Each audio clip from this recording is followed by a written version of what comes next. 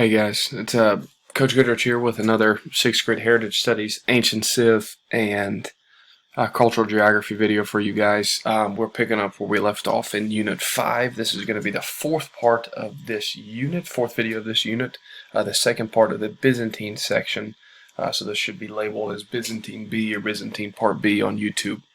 So follow along and we're going to finish this up.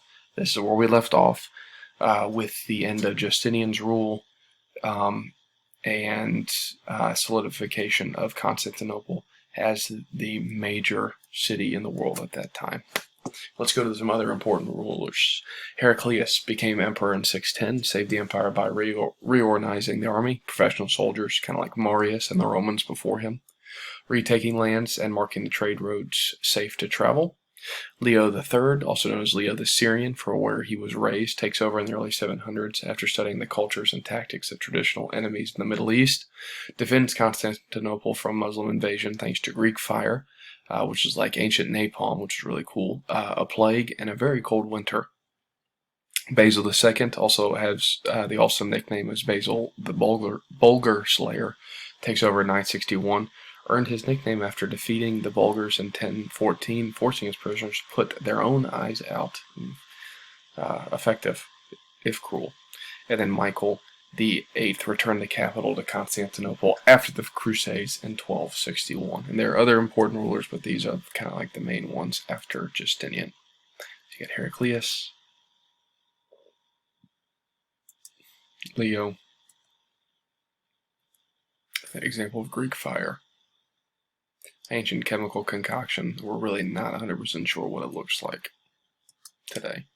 Basil II, one of their prisoners, and then Michael VIII.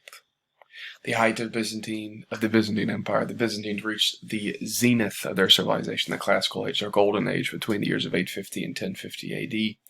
Many accomplishments occurred during this time. Emperors successfully invaded the Middle East and the Balkan Peninsula to pacify those areas. They reorganized the universities. They revised the law, as well as grew the economy through trade to all parts of the known world.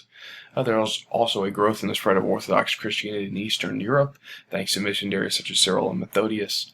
Cyril and Methodius translated the Bible into Slavic to help out the Russians and other Slavic people, help the Slavic people in general come up with their own written language. They extended the empire. And you can see as we get through the ages, it slowly kind of starts falling back to just around Macedonia and Constantinople.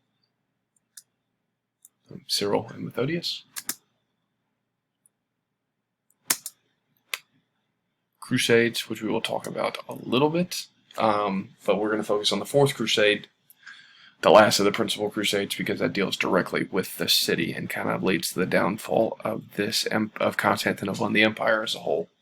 The Crusades were a collection of wars between Christians and Muslims for control of Israel. In 1198, Pope Innocent III wanted to retake Jerusalem, so he organized another Crusader army, which had been the fourth one at that time. The Crusader plan was to invade Egypt using Venetian ships, but it was soon obvious that the Crusaders were not going to be able to pay the full price. So the Venetians come up with a new plan and a way for them to pay them. Crusaders could pay them back by helping them raid and destroy the rival city of Zara, even though it was a Christian city, and the Crusaders agreed and carried that out.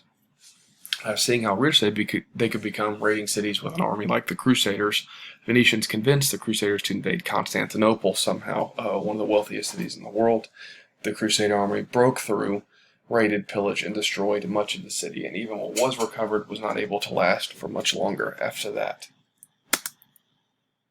One of the big failures, not obviously in Crusader history, but also in Christian history, is the sacking of the Christian city of Constantinople. This was the route they were supposed to go on. Didn't exactly go that way.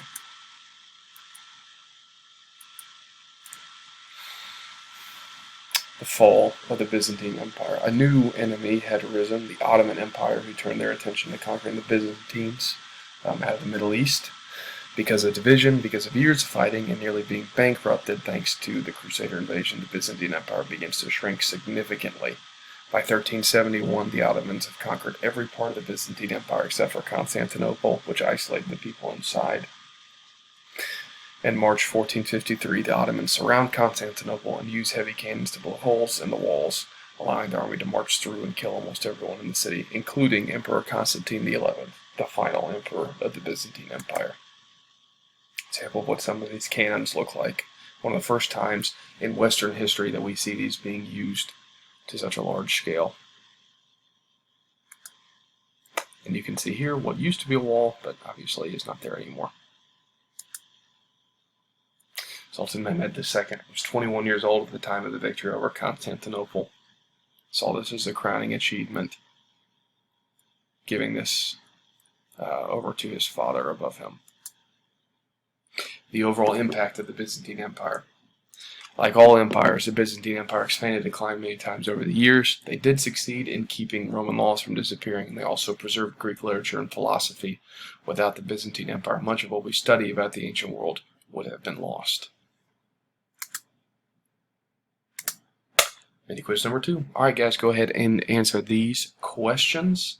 Go ahead and you can answer them on Google Classroom as well. Open up the quiz for your grade and be ready to discuss them and everything we talked about in class. I appreciate you guys, and I look forward to catching up with you guys very soon.